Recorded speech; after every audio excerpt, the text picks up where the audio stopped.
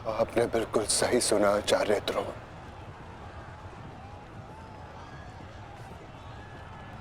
अश्वत्थामा मारा गया।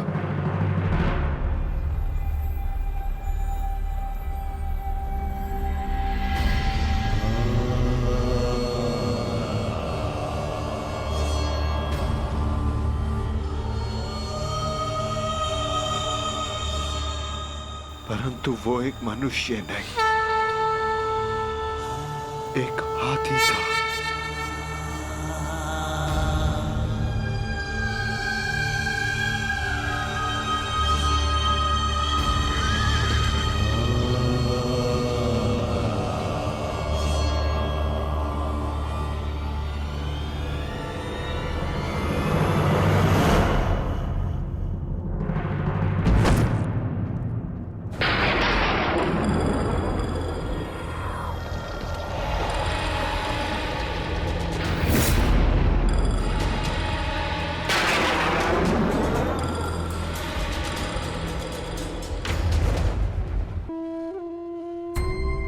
जिस पुत्र के लिए आप आचार्य से शिक्षक बन गए, जिस पुत्र के लिए आपने अपने शिष्यों से गुरु दक्षिणा नहीं मूल्य मांगा,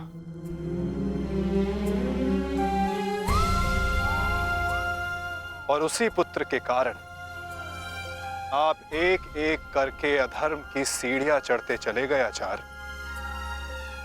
मनुष्य प्रेम में उत्थान करता है, परंतु मोह में केवल उसका पतन होता है आचार्य। आप जिसे पुत्र प्रेम समझते रहे, वो पुत्र प्रेम नहीं, पुत्र मोह था आचार्य, और वही आपके पतन का कारण भी।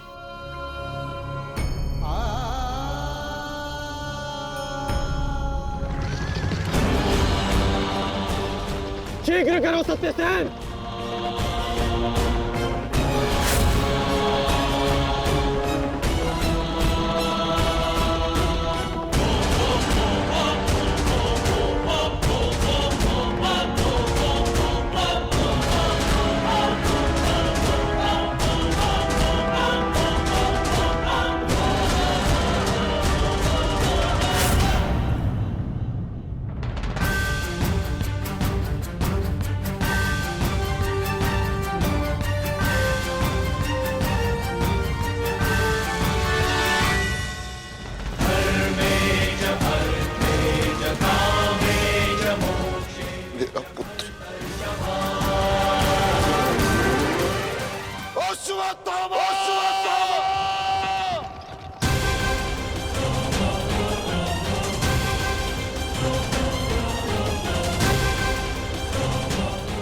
आपके साथ छल हुआ है आचार्य।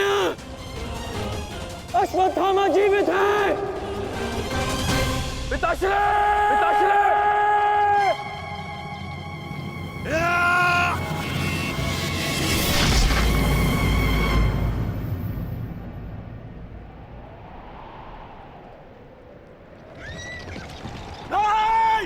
आचार्य!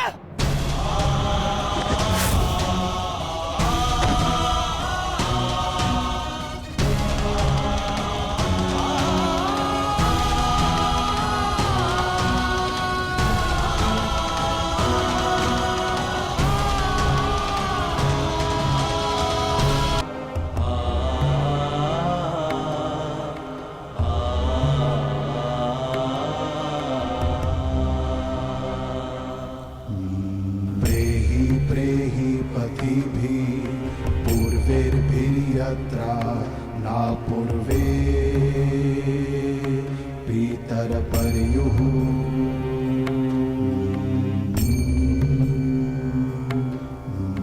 भूभराजना स्वधया मदन्तायमं पश्यासि वरुणं च दिवम्।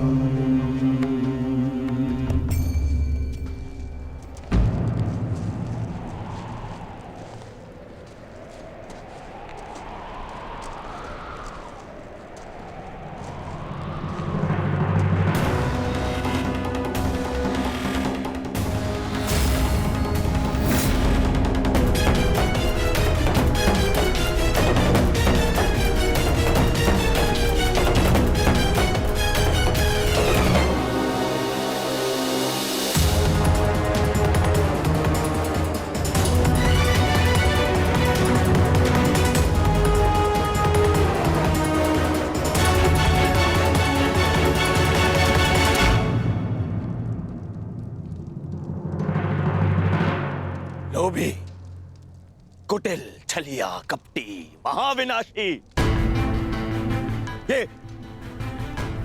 ये सारी उपाधि इस दुर्योधन की थी। परंतु आज युधिष्ठिर तुमने मुझसे ये सारी उपाधियां छीन ली और अपनी बना ली। आज तुम इन सारी उपाधियों के सम्राट बन गए।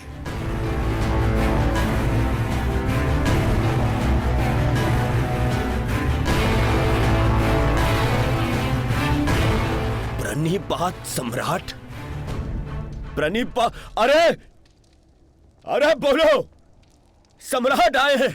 छल सम्राट युधिष्ठिर की जय बोलो, बोलो, छल सम्राट युधिष्ठिर की जय। परंतु सम्राट, मुझे समझाइए, अब कौन सा कार्य शेष रह गया था? आपने यहां आने का कष्ट कैसे किया सम्राट? अरे कहीं ऐसा तो नहीं कि लकड़बग्घे की तरह गुरु आचार्य द्रोण के शव पर भोज मनाने आए हैं आप?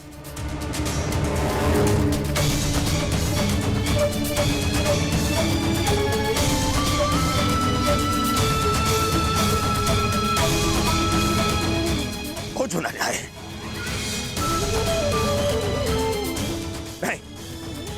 नहीं सम्राट, मैं क्षमा चाहूंगा, परंतु मैं इस बात की अनुमति नहीं दूंगा आपको। चले जाओ यहां से, अन्यथा मैं आप लोगों के शव पर उत्सव मनाऊंगा। चले जाओ। हम यहाँ युद्ध करने नहीं आए, अपने गुरु के अंतिम दर्शन करने आए हैं। इस समय मैं अर्जुन नहीं, अपने गुरु का शिष्य हूं। हम पांडु पुत्र होने के नाते नहीं, परंतु कुरुवंशी होने के नाते उनके अंतिम दर्शन करने आए हैं। नहीं, तुम्हें इस युद्ध में विजय मिलेगी और ना ही अपने गुरु के दर्शन।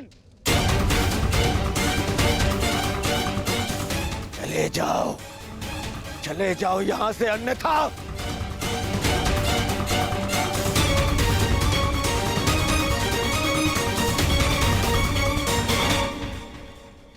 गुरु द्रोण के अंतिम दर्शन करने का अधिकार सबको है।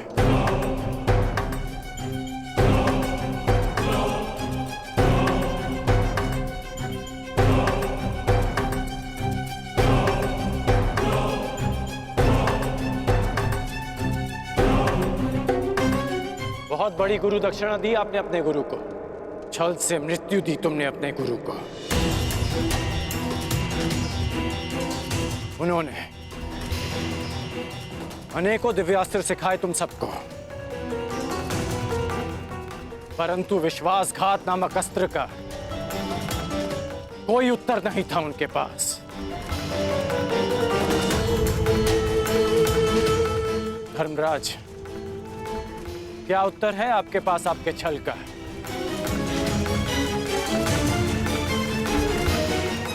बताइए। मेरा चयन बिल्कुल ठीक था। दुर्योधन तुमसे बेहतर राजा होगा।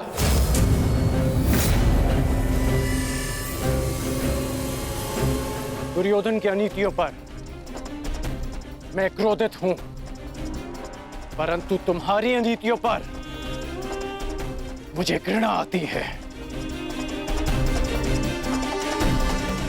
मित्र, शिष्य होने के नाते अपने गुरु के अंतिम दर्शन का अधिकार है इन्हें? नहीं, अंगराज ठीक कह रहे हैं मित्र।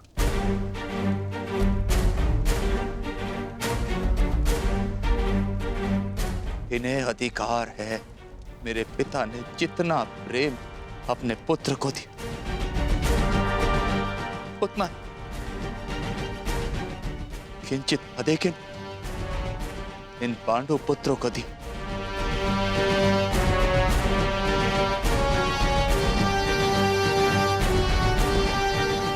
उससे भी अधिक इस अर्जुन को।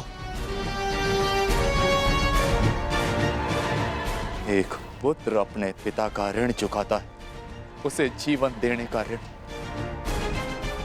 मैं भी अपने पिता के दिए जीवन का ऋण चुकाऊंगा। और वो ऋण पांडवों को चुकाना होगा।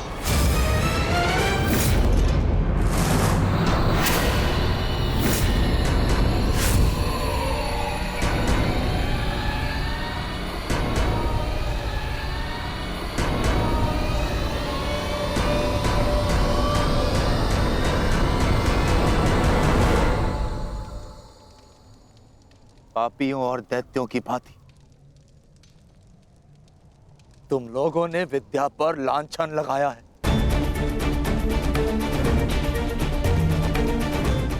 ज्ञान का नाश किया है तुम लोगों ने, नाश। धिक्कार, धिक्कार है तुम लोगों पर।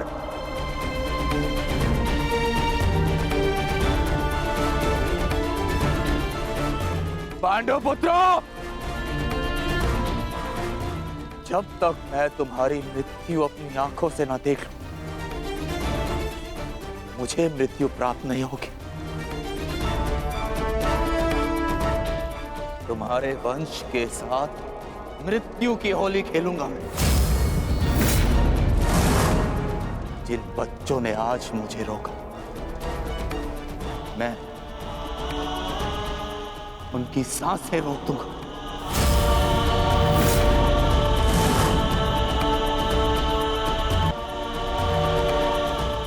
उनकी सांसें रोक दूंगा।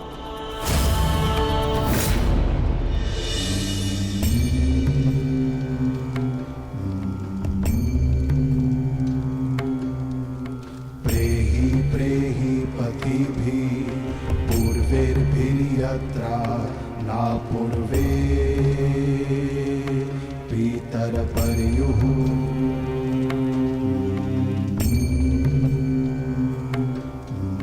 भूभराजना स्वधया मदन्तायमं पश्यासि वरुणं च दिवम्।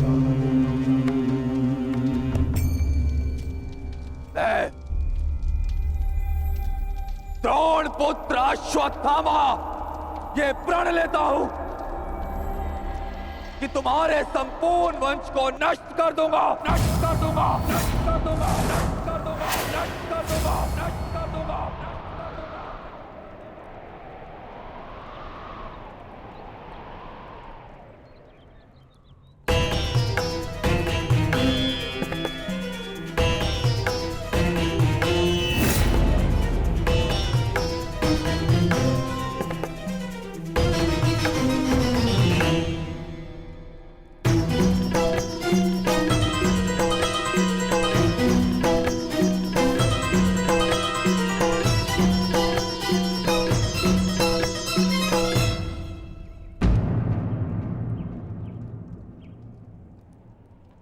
क्या सोच रही हो सखी? असंख्य चिताएं, असंख्य अग्नि जलकर भस्म हुआ मेरा मान, मेरा सम्मान, मेरा अभिमान, मेरे सभी संबंध, ये सब लाभ भी तो हानि को ही मिले हैं।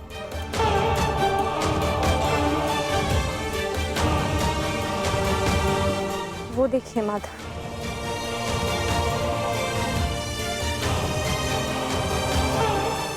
भ्राता धृष्टद्युम्न के जीवन का गणित संपूर्ण हुआ।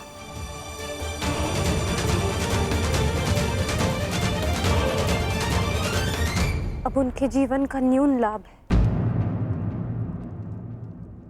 इस जटिल गणित में न केवल हानि और लाभ है सखी, इस गणित के अनेकों कोण भी हैं।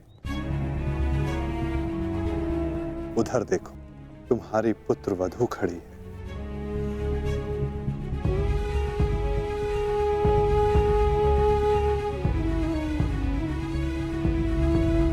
जो वस्त्र हरण तुम्हारे साथ हुआ, वो अन्य किसी स्त्री के साथ ना हो, उसकी लज्जा का रक्षण हो सके, ये लाभ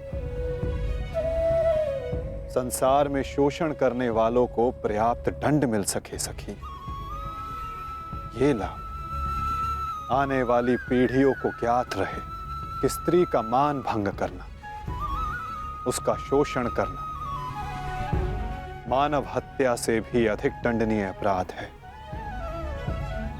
ये लाभ, और ऐसे लाभ के लिए बलिदान अनिवार्य है सखी, और ऐसे बलिदान देने की क्षमता सब में नहीं होती सखी।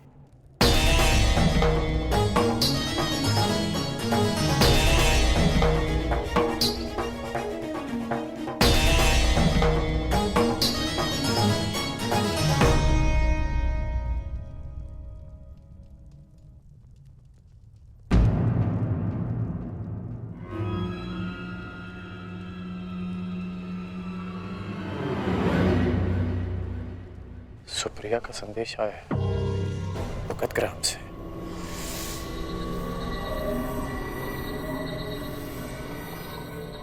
वो मृत्यु शैया पर है।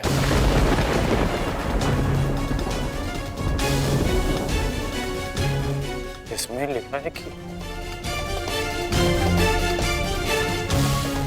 उसके पास अधिक समय नहीं बचा।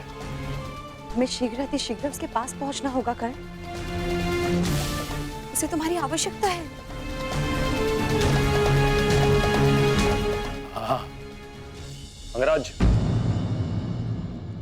ज्येष्ठ ने संदेश भेजा है, आपको शीघ्र उपस्थित होने को कहा है।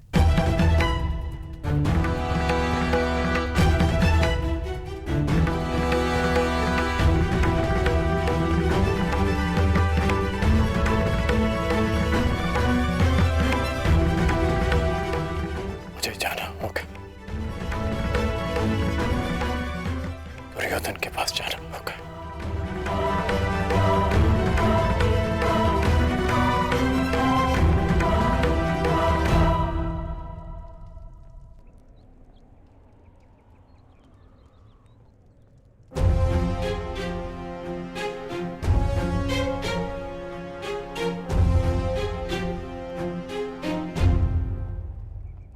अनेक दिनों से मेरा हृदय ही नहीं,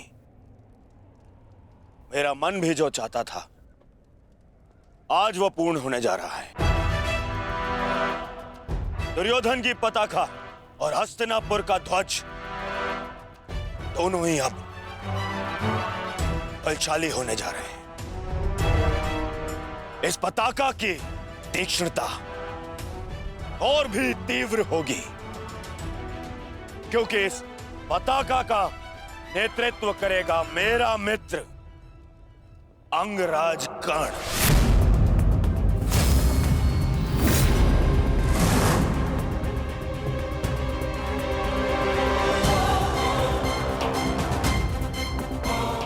मित्र, आज से मैं निश्चिंत हो गया। मुझे पूर्ण विश्वास है कि तुम्हारे नेतृत्व में इस युद्ध में विजय हमारी ही होगी। आज से हमारी सेना के सेनापति हो तुम।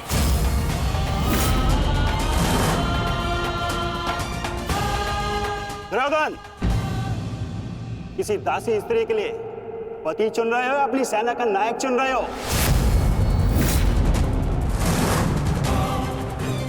एक नीची जाति के व्यक्ति को तुम हमारे सर पे थोप नहीं सकते। किसी सारथी का पुत्र तुम्हारे उपकारों के बीच बना राजा मैं नहीं मानता कि ये सेनापति बन सकता है, क्योंकि पलतरन पैरों में शोभा देते हैं, ना कि मस्तक पर।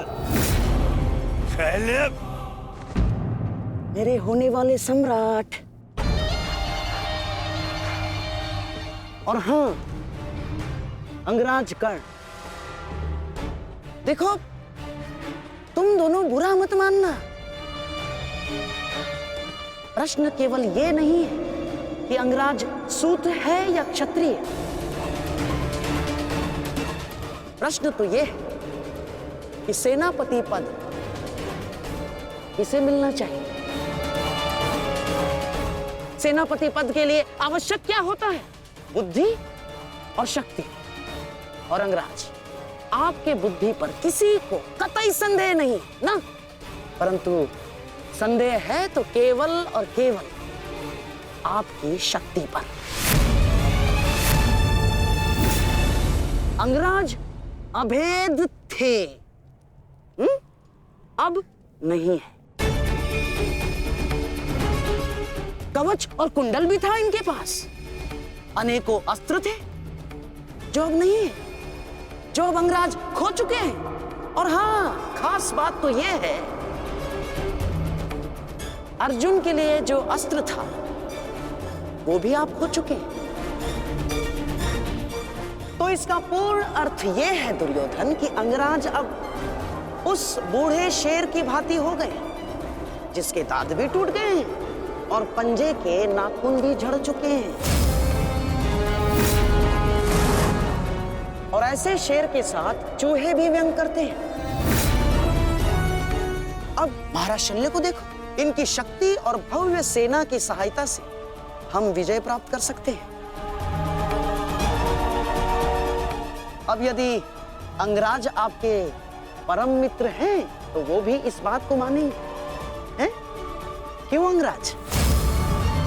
अमश्री, मुझे कर्ण की मित्रता पर कोई संदेह नहीं है। जिसने अपना सबसे महत्वपूर्ण शस्त्र मेरी सुरक्षा के लिए उपयोग कर लिया, और ना ही उसके शौर्य पर। संदेह तो मुझे शैल्य पर है, क्योंकि कालों के भांति रण छोड़कर भागना सबसे पहले इन्हें आता है। एक नहीं, दो बार अवसर मिला इन्हें, पर इन्होंने क्या किया? रण छोड़कर भाग गए, एक ऐसे चूहे की तरह जो केवल शेर की दहाड़ सुनकर ही भाग जाता है, भाग जाता है। इस चूहे को मैं ना तो अपनी सेना का सेनापति बनाऊं और ना ही अपनी दासियों का पति। मूर्ख हो मूर्ख, तुम दोनों मूर्ख हो। एक मूर्ख का सम्राट और एक मूर्ख का सेनापति। तुम दोनों मूर्खों को लगता है पांडवों पे विजय पाओगे? बस मद्रराज,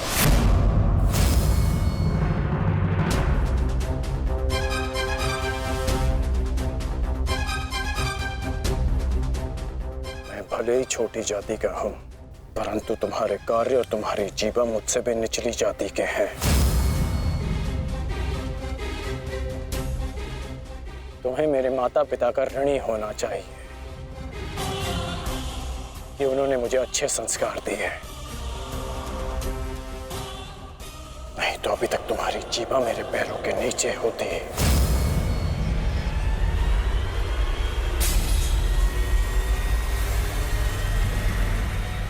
अब एक और शब्द अपनी जीभा से निकाला तो मैं अपने सारे संस्कार भूल जाऊंगा, और ये भी भूल जाऊंगा कि हम दोनों एक ही पक्ष में हैं।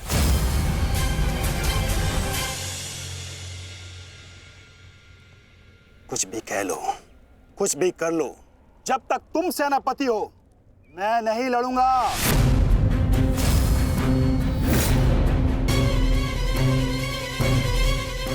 कायर, एक पीठ दिखाकर भाग रहा है। भूल गया अपने वचन, अपने प्राण कि भेज दूं तुम्हारे राज्य में यह संदेश कि उनका राजा न केवल भगोड़ा है पर अपने वचन भी नहीं निभाता।